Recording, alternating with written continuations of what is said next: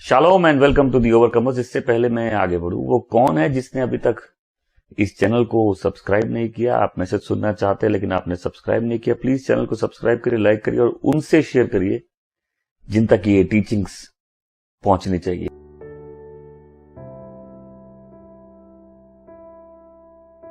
आज की जो टीचिंग है वो पेशेंस, ऐसा बोलेंगे पेशेंस, संयम। संयम एक ऐसी चीज है बहुत मुश्किल से लोगों को मिलती है, बड़ी बेसब्री से सब्र आता है। देखिए, जीवन में सब कुछ ऐसा हिल जाएगा कि हम लोग पूरे बेसब्र हो जाएंगे और सब्र छोड़ के सब कुछ रहेगा। सब कुछ ऐसा रहेगा कि जैसे वेट नहीं हो रहा, हमको वो डिलीवरेंस अभी चाहिए। प्रभु, हमको आपका हाथ अभी देखना है, अभी हमारे जीवन में आपका सामर्थ्य देखना है, अभी हमको डिलीवरेंस चाहिए, अभी हमको प्रार्थना का जवाब चाहिए। प्रभु, हम वेट नहीं कर पा रहे। प्रभु, आपका हाथ कहाँ है? प्रभु, अपने आप को सामर्थ्य दिखाइए मेरे जीवन में। प्रभु, मेरे जीवन में काम करिए, मेरी प्रार्थनाओं का जवाब दीजिए। आप कहाँ हैं परमेश्वर? तो बोले, तुम क्या मांगे थे? बोले, हम पेशेंस मांगे थे। बड़ी बेसब्री से सब्र आता है, बड़ी बेसब्री से सब्र आता है। भजन संहिता 37 का 34। यहोवा की सहायता की बाट जोते रहो, यहोवा का अनुसरण करते रहो, दुर्जन यष्ट होंगे, यहोवा तुझको महत्वपूर्ण बनाएगा, तू वह धरती पाएगा जिसे देने का यहोवा ने वचन दिया था। भजन संहिता 59:9। हे परमेश्वर, तू मेरी शक्ति है, मैं तेरी बाट जो रहा हूं। मेरा परमेश्वर, तू ऊंचे पहाड़ों पर मेरी सुरक्षा करेगा। आमीन। मैं तेरी बाट जो रहा हूं। प्रभु, मुझे तेरी सुरक्षा चाहिए, मुझे तेरा हाथ अपने जीवन में देखना है। तो आज जो बात बताना चाहता हूं ये थोड़ी डिफिकल्ट चीज है, क्योंकि पेशेंस ऐसी चीज है कि जब जीवन में संयम नहीं होता, हम जीवन में बहुत गड़बड़ियां कर देते हैं। हड़बड़ी या डेस्परेशन, जब अपना संयम खो देते हैं, जब हम लोग इम्पेशेंट हो जाते हैं, जब हम लोग में रुकने का सब्र नहीं रहता, जब लोग डेस्परेट हो जाते हैं, बहुत सारे पापों को अपने जीवन में जन्म दे देते हैं। जब हम अपनी ब्लेसिंग्स का वेट नहीं कर पाते, जब हम परमेश्वर के सही समय का वेट नहीं कर पाते, जब हम परमेश्वर के जवाब का वेट नहीं कर पाते, जब अपने जीवन में सही चीज का जो समय आता उसका इंतजार नहीं कर सकते, जब मौसम बदलने का हम इंतजार नहीं कर सकते, तो हम डेस्परेट हो जाते हैं। और ये डेस्परेशन लोगों की लाइफ में बहुत सारे पाप को जन्म दे देता है। कई बार लोग जब डेस्परेट हो जाते हैं, उस समय वो कुछ भी करने के लिए तैयार है। हम खुद अपनी लाइफ में देखें, डेस्परेशन किसी भी चीज की एक पागलपन को जन्म देती है, जहां आदमी अपने होश खोने लगता है। और क्योंकि इस समय उसको किसी चीज की बहुत बेताबी है, वो कुछ भी करने के लिए तैयार है। कई लोग अपने जीवन के बहुत से महत्वपूर्ण साल बर्बाद कर दिए क्योंकि वो अपने आप को काबू में नहीं रख सके, उनसे इंतजार हो ना सका, वो पेशेंस रख नहीं सके। पृथ्वी में हर चीज का समय बना हुआ है, पृथ्वी में हर चीज का मौसम है, अपने मौसम में हर चीज सुंदर है। जब लोग अपना संयम खो देते हैं, जब लोग पेशेंस नहीं रखते, जब लोग परमेश्वर के समय का इंतजार नहीं कर पाते, जब लोग प्रार्थना में, और आज ये ओवरकमर्स के जो मैसेजेस या जब भी मैं किसी टीचिंग को देता हूं, हाँ, सारी टीचिंग एक बिलीवर के कॉन्टेक्स्ट में होती है। तो आज जो विजिटर भी है, मान के चलते हैं कि परमेश्वर के जो वचन जो जन्म देता है, नया जन्म देता है, वो वचन आपके अंदर जा चुका है। आप आज्ञा पालन में स्ट्रगल कर रहे हो, बट उसका फल थोड़े दिन में दिख जाएगा। आप यहां ज्यादा दिन सुन के बीच में नहीं बैठ पाओगे। कोई यहां ये सोच के बैठेगा, ठीक है हम सुनेंगे लेकिन ये जो बोलेंगे वो हम नहीं करेंगे, ये ज्यादा दिन तक नहीं चलेगा, क्योंकि थोड़े समय में आपको भागना पड़ेगा। जब आप अगर विश्वासी हैं या अगर आपके अंदर परमेश्वर का आत्मा वास करता है और आप उसकी इच्छा का पालन नहीं करेंगे, आप खुद ही बेचैन रहेंगे। मेरे को कुछ नहीं करना, मेरे को तो सिर्फ उसकी इच्छा आपको बतानी है। मैं ये थोड़ी ना बोलूंगा ये करो या वो करो, मैं तो सिर्फ उसकी इच्छा आपको बताऊंगा और आपके ऊपर है कि आपको उसकी इच्छा का पालन करना है कि नहीं। जब हम डेस्परेट होते हैं, हम लाइफ में बहुत सारे पाप को जन्म दे देते हैं, हम बहुत सारे पाप के लिए रास्ता खोल देते हैं। क्यों? वो तेजना, वो असंयम, वो जो खलबलाहट है हमको अब वो मजबूर कर रही है कि हम अपनी क्षमता में ही कुछ करें। तो कई लोगों के जीवन में शरीर के फल होते इसलिए होते, वेट नहीं कर सकते। अब्राहम के 2 बेटे थे, इसहाक और इश्माइल। इसहाक तब पैदा हुआ जब उसको बेसब्री टूट गई और वो सब्र करना सीख गया।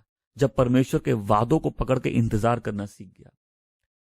इस्माइल तब पैदा हुआ जब उससे सब्र ना हुआ। गॉड ने प्रॉमिस किया लेकिन हम वेट नहीं कर सकते।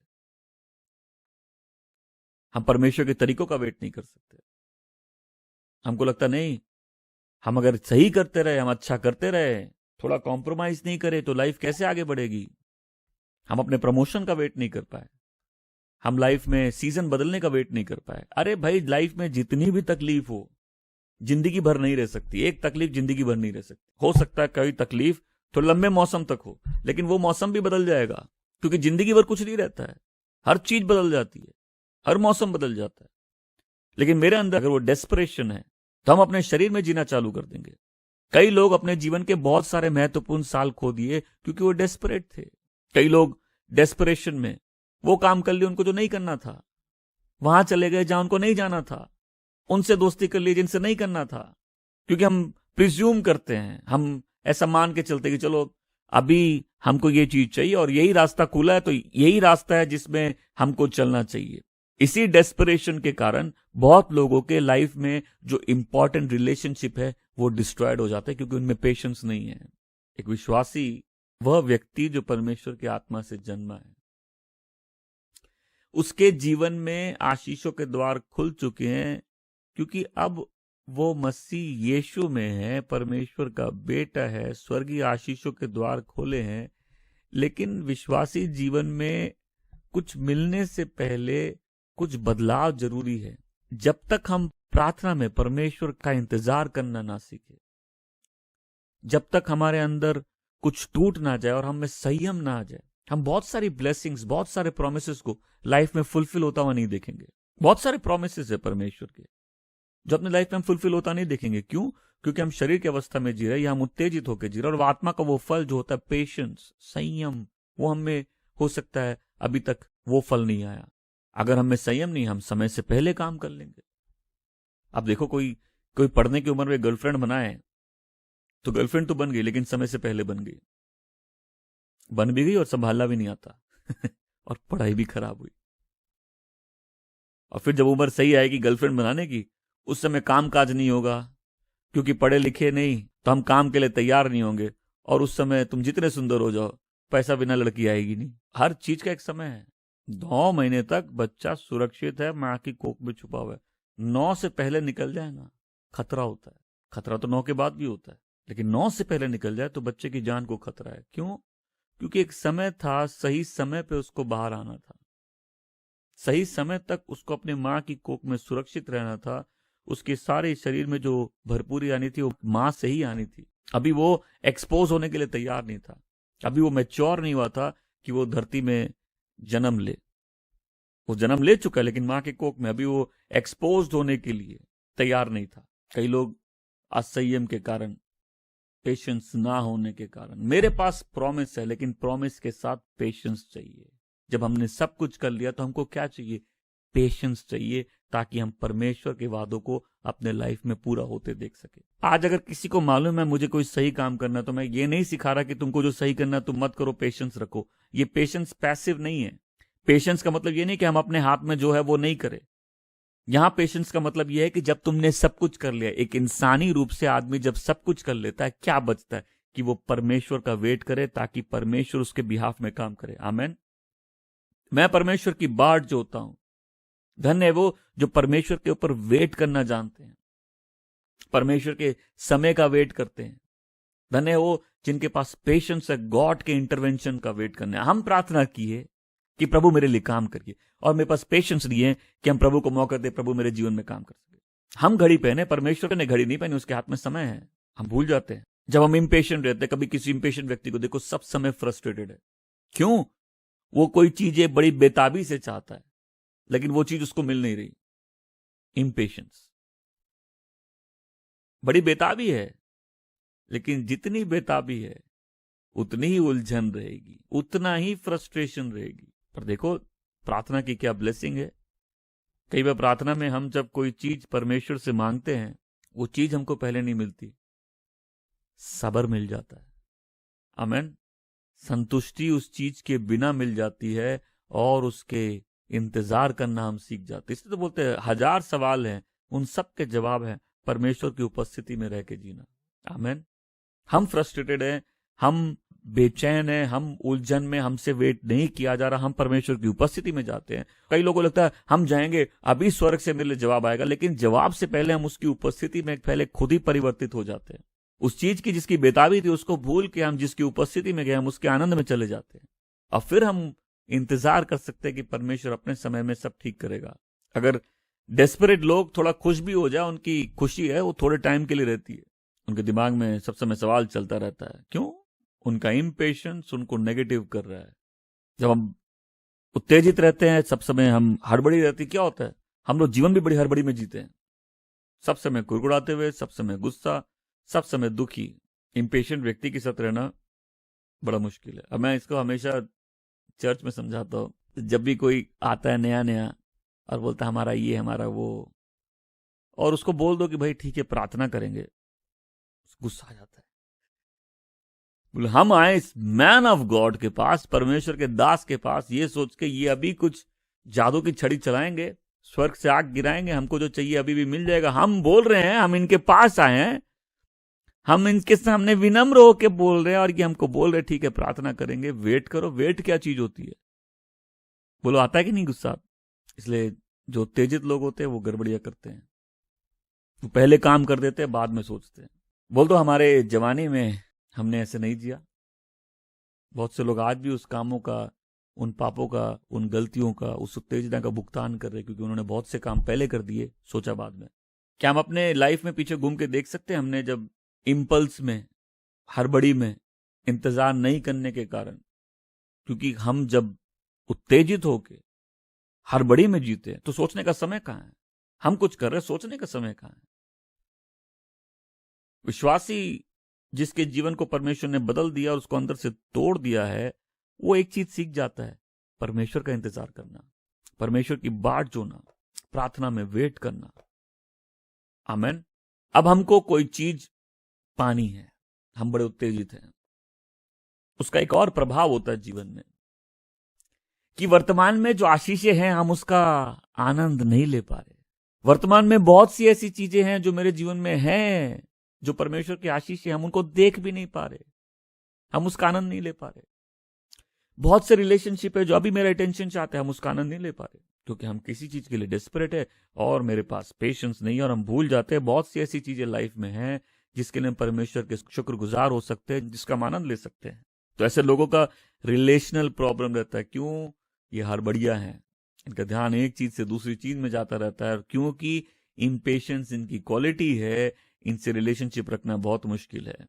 जब पूरा ध्यान लाइफ में एक ही चीज पे चला जाए तो दूसरी चीज का आनंद चला जाता है कि नहीं? और इसमें यह नहीं कि चाहत हमेशा गलत चीजों की होती है। कई बार हम परमेश्वर से अच्छी चीजें चाहते हैं, हम डिलीवरेंस चाहते हैं, हर जन को अच्छी लाइफ चाहिए, राइट? हम अपने लाइफ में कुछ पॉजिटिव चेंजेस चाहते हैं, हम कुछ चीजें प्रार्थना है जिनके जवाब चाहते हैं। पर अगर हम डेस्परेट हो जाते हैं, तो अगर मेरा पूरा ध्यान एक चीज की तरफ चला गया तो क्या होता है? क्योंकि मेरा ध्यान सिर्फ एक चीज पे है, मैं बाकी सारी चीजों का आनंद खो देता हूं, और ऐसे लोग रिलेशनशिप भी अपनी डिस्ट्रॉय करते हैं। फिर जब बात आती है इंतजार की, इंतजार बहुत मुश्किल चीज है।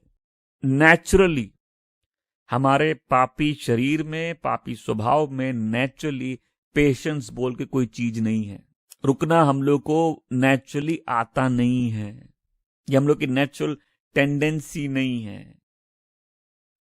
ये वो खूबी है, वो आत्मा का फल है जिसको आज की दुनिया नहीं जानती। हम लोग 2 मिनट नूडल जनरेशन है। अब देखो पहले खाना कलाकारी थी, राइट? मां की हाथ की कला थी। एज बिलीवर्स हम लोग के लिए और चैलेंजिंग है इस फास्ट पेस लाइफ में, जहां सब कुछ इंस्टेंटली हो जाता है। हम लोग गॉड का वेट कैसे करना सीखे। पहले तो हम लोग ये समझ ले कि इम्पेशेंट होने से हम लोग लाइफ को ऑलरेडी बहुत नुकसान कर देंगे। इम्पेशेंस के कारण ऑलरेडी बहुत से रिलेशनशिप खो देंगे, अपने प्रेजेंट में बहुत सी ब्लेसिंग्स है उसको नहीं देख पाएंगे, और उस कारण से हम और बहुत सारे साल खो देंगे। जब आदमी पेशेंस रखना सीखता है, मतलब उसके अंदर आत्मा का फल उत्पन्न हो रहा है। और कोई भी आत्मा का फल हो, वो उत्पन्न विपरीत परिस्थितियों में होता है। तुम पे लोन खड़ा है, ईएमआई का टाइम आ गया है, और तुमको कोई बोल दे सब्र करो, तो तुम्हारे खून खोल जाएगा। बेटी ऑलरेडी 30 साल की हो गई है, अभी तक शादी नहीं हुई है, और तुमने सब जगह हाथ पांव मार लिया, तुमको बोल रहे वेट करो, तुम्हारा खून खोल जाएगा। अगर हम कोई चीज चाहते हैं, वो हमको मालूम है नेचुरली मिल जाएगी, सब्र कहां से आएगा? लेकिन जब डेस्परेट हो जाता है, आदमी पागल हो जाता है, तो फिर वो 10 गलतियां करता है, अपने आप से परेशान हो जाता है। मैं एक विश्वासी की बात कर रहा हूं, वो 10 गलती करता है, अपने आप से परेशान हो जाता है, तंग आ जाता है, और बाद में आके परमेश्वर के सामने टूट जाता है। उसका फल क्या होता है? उसके अंदर संयम आ जाता है। आमीन। पहले रोते रोते रोते वो जाता है अपनी चीजों के लिए परमेश्वर के पास, लेकिन चीजों से ज्यादा परमेश्वर की उपस्थिति में आनंदित होने चालू कर देता है। आमीन। अब मैं इसलिए बोलता हूं, जब तक हम लोग का ध्यान परिस्थिति से हटकर परमेश्वर पे नहीं आएगा, बहुत सी प्रार्थनाओं के जवाब रुके रहते हैं, लेकिन जब ध्यान परमेश्वर के ऊपर आ जाता है, तो हम उसी की उपस्थिति में आनंदित हो जाते हैं, और हमको मालूम नहीं चलता, थोड़ा समय बीत जाता है, उन सारी चीजों का जिनका हम इंतजार कर रहे थे, कई बार जवाब आ जाता है। कौन इंतजार करना सीखता जब तक उसके पास कुछ बचा ही नहीं है? अब इंतजार करने कुछ बचा ही नहीं है, तभी तो सीखता है ना। जो लोग प्रार्थना करते हैं वो इंतजार करना सीख जाते हैं। प्रार्थना क्या है? प्रार्थना अपने आप को परमेश्वर के अधीन आना है, ये मानना है कि मेरे हाथ में घड़ी, उसके हाथ में समय, ये मानना है कि उसकी प्रभुता हर चीज पे है। प्रार्थना वो स्थान है जहां माते परमेश्वर हम तुझ पे निर्भर हैं, तुझसे ही मेरा सामर्थ आता है, तू ही मेरा बल है, तेरी बाट मैं जोता हूं, तेरा इंतजार करता हूं, मैं तुझ पर ही निर्भर हूं, तूने ही समय बनाया, तू ही समय बदल सकता है। अब लाइफ में कितनी तकलीफें, मानसिक रूप से लोग प्रभावित है, आत्मिक रूप से प्रभावित है, कई बार लाइफ में डर लगता है, कई बार तकलीफें हम पे हावी हो जाती है, हम डिसअपॉइंटेड रहते हैं, कई बार दुख तकलीफ में जीवन होता है, कई बार दिल कठोर हो जाता है, कई बार और हम तकलीफ में और ले नहीं पा रहे। लेकिन धन्य है व्यक्ति जिसने परमेश्वर की बाट जोना सीखी है, धन्य व्यक्ति जो परमेश्वर के सम्मुख खड़ा रहना जानता है, फिर उसको मालूम है, क्योंकि वो ऐसे स्थान में है जहां उसने अपने आप को अधीन कर दिया। परमेश्वर तेरी प्रभुता सब चीज पे है। आमीन। तू सब चीज का राजा है। आज मेरी परिस्थिति, मेरे हाथ के बारे में तेरे अधीन आता हूं। परमेश्वर कुछ भी कर सकते हैं। परमेश्वर सबसे उच्च सिंहासन पर विराजमान है। हम प्रार्थना में आते हैं, हम इसीलिए आते हैं कि प्रभु हम तेरे सामने झुकते हैं, हम तेरे अधीन आते हैं, हम तेरी प्रभुता पर विश्वास करते हैं। ऐसा व्यक्ति फिर प्रार्थना करना सीखता है। आमीन। तो जब बेसब्री हमको तोड़ देती तब क्या होता है? हमें सब्र आ जाता है। और इसलिए परमेश्वर का इंतजार करना पहले मेरे और परमेश्वर के रिश्ते के बारे में। ये अन्य जातियों का तरीका नहीं है, ये वो व्यक्ति जिसको उद्धार नहीं मिला, ये उसकी बात नहीं है। ये उन लोगों के लिए जो उसके बचाए जाने का सामर्थ जानते हैं, जिन्होंने उसके क्षमा को महसूस किया। सबसे पहले इंतजार करना, परमेश्वर का इंतजार करना मेरे और उसके रिश्ते के बारे में है। फिर दूसरी बात, इंतजार करना क्या है, हम कैसे करेंगे? जब तक हम ये नहीं मानेंगे परमेश्वर की प्रभुता हर चीज पे है। वो सीधे को टेढ़ा कर सकते हैं और टेढ़े को सीधा कर सकते हैं। परमेश्वर द्वारा सब कुछ संभव है। तब तो हम प्रार्थना के सामर्थ को जानेंगे। कई बार हम बहुत प्रेयर कर लिया, हमको आंसर नहीं मिला, तो आदमी डाउट करता है, राइट? आदमी बेसब्र हो जाता है, डाउट करता है, उसको कहीं से मतलब उसके माइंड में प्रेयर का पावर क्या ये चला जाता है। वो प्रार्थना पे विश्वास नहीं करता, वो परमेश्वर के सम्मुख कब कम समय बिताता है। लेकिन जो परमेश्वर की प्रभुता के अधीन आ जाता है, वो वही व्यक्ति जिसको मालूम है सब कुछ उसकी प्रभुता के अधीन है। और फिर हम क्या करते हैं? हम उसकी उपस्थिति में आके हम उसकी आराधना करते हैं, हम उसकी स्तुति करते हैं। हमको मालूम है कि वो अपने प्लान में किसी तकलीफ को भी मेरी बेहतरी के लिए इस्तेमाल कर सकता है। मैं कहता हूं अगर परमेश्वर को जानना है तो अपना नजरिया लॉन्ग टर्म करना पड़ेगा, क्योंकि तुम आज जो चीज देख रहे हो तुमको समझ नहीं आती, लेकिन कल तुमको उसका भी मतलब समझ में आएगा, तुम परमेश्वर को उसके लिए भी धन्यवाद दोगे। तीसरी बात यह है कि हम इंतजार तब कर पाएंगे जब हमको मालूम चलेगा कि उसके बिना हम कुछ नहीं कर सकते। यीशु ने कहा मेरे बिना तुम कुछ नहीं कर सकते। तब हम उसके ऊपर निर्भर हो जाते, एक बच्चे जैसे विश्वास के साथ अपने परमेश्वर पर निर्भर हो जाते। वैसे ही जैसे यीशु पूर्ण रूप से पिता के ऊपर निर्भर था। अब मैं अपने सामर्थ और अपने शक्ति और अपने बुद्धि पर निर्भर नहीं होके परमेश्वर पर और उसके सामर्थ पर निर्भर हूं, ना तो बल से ना शक्ति से, पर तेरे आत्मा के द्वारा। अब मेरे को ये मालूम है कि इंसान अपने सामर्थ से जीवन की दौड़ में नहीं जीतता है। मौसम होता है, इंतजार करना पड़ता है वापस भरने के लिए, इंतजार करना पड़ता है सामर्थ के लिए, इंतजार करना पड़ता है कि परमेश्वर का कंफर्ट हम अपने लाइफ में फील कर सके। इंतजार करना पड़ता है मेरे में वापस स्पिरिचुअल स्ट्रेंथ आ जाए। और फिर हम क्या करते हैं, सीख जाते हैं चुप रहना और इंतजार करना, संयम रखना। आमीन। जब हम यहां तक पहुंचते हैं तो इसका एक पावरफुल इफेक्ट लाइफ में होता है, और वो ये होता है कि इससे पहले हम बेचैन थे, चिंतित थे, कुड़कुड़ाते थे, लेकिन अब उन परिस्थितियों के बदलने से पहले मेरे को मेरे डर से और मेरे को मेरी चिंताओं से छुटकारा मिल गया। क्यों? क्योंकि अब मेरी नजरें मसीह यीशु पर है। आमीन। हम उद्धार के कर्ता और सिद्ध करने वाले की ओर देख के चल रहे हैं। अब हम उस पे भरोसा करके चल रहे हैं। और क्या होता है, हम इस परिस्थिति में वर्तमान में, क्योंकि हमें संयम आ गया, हम परमेश्वर के अधीन हो गए, हम उसके साथ चल रहे हैं। अब हम उसकी आज्ञाओं का पालन करके उसके साथ चलने लगते हैं। अब हम उसके वचनों में आनंदित होते हैं कि परमेश्वर मुझे तेरे रास्तों से वाकिफ करा, मुझे तेरे पथ पर ले चल, मुझे तेरे सत्य को दिखा, उसकी शिक्षा दे, क्योंकि तू मेरे उद्धार का परमेश्वर है। तुझ पर ही सारा दिन मैं इंतजार करूंगा। अब हम क्या कर रहे हैं, हम इंतजार कर रहे हैं कि परमेश्वर बचाएंगे। एक्सपेक्टेंसी, हम जानते हैं यीशु ही बचाने वाले, हमको रेवलेशन है, गॉड सेवियर है। और फिर क्या होता है, हम प्रार्थना का जीवन बिताने लगते हैं। आमीन। कोई प्रार्थना बेकार नहीं जाती, उसकी इच्छा में की हुई कोई प्रार्थना बेकार नहीं जाती। जितनी गहरी जरूरत होती है उतनी गहराई फिर लोगों के जीवन में प्रार्थनाएं होना चालू हो जाती है। जब दुनिया पागल हो उस समय कलीसिया प्रार्थना कर रही होती है। आमीन। और फिर क्या आता है, पेशेंस। जब सब छोड़ के हम लोग उसको देख के जीने लगे। आमीन। तो आइए प्रभु से मांगते, प्रभु वो जो तू जो सबसे ऊंचे सिंहासन पर विराजमान है, हमें तुझे देखना है। आमीन। हम तेरी ओर अपनी नजरें करते हैं। मैं आशा करता हूँ आज का मैसेज आपको ब्लेस किया। प्लीज कमेंट सेक्शन में कमेंट छोड़िए, बताइए आप कहां से हैं, कहां से देख रहे हैं, मैसेज आपको कैसे ब्लेस किया। स्क्रीन पे लिखे इस नंबर पर आप अपनी प्रेयर रिक्वेस्ट हमको व्हाट्सएप से भेज सकते हैं या फोन करके दुआ करवा सकते हैं। प्रभु आपको बहुत आशीष दे। मिलूंगा नेक्स्ट टाइम ओवरकमर्स में। God bless you.